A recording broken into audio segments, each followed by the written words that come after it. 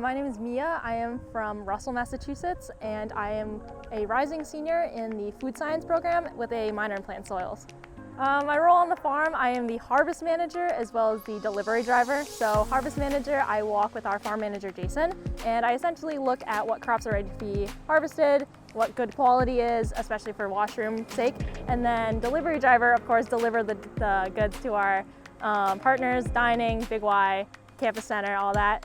I'd say that the most rewarding part of my work is that it's something that I can actually put my hands on, because it's not just like a mindless job. You actually have to take care in what you're doing, and there's so many factors and so many people you're working with. It's really just, I'm building these relationships and I'm sort of interacting with the earth every single day, and it's just been an amazing experience. Other than just doing what I regularly do as a student, is I'm just doing my homework, doing my studies, and up in the library.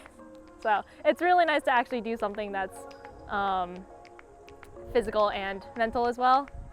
Yeah, my favorite vegetable is eggplant, surprisingly. I didn't know how eggplant grew before the farm, but now that I'm seeing it grow, it's actually really cool. So it's really good to see everyone's faces, who's receiving, who is actually interacting with our products.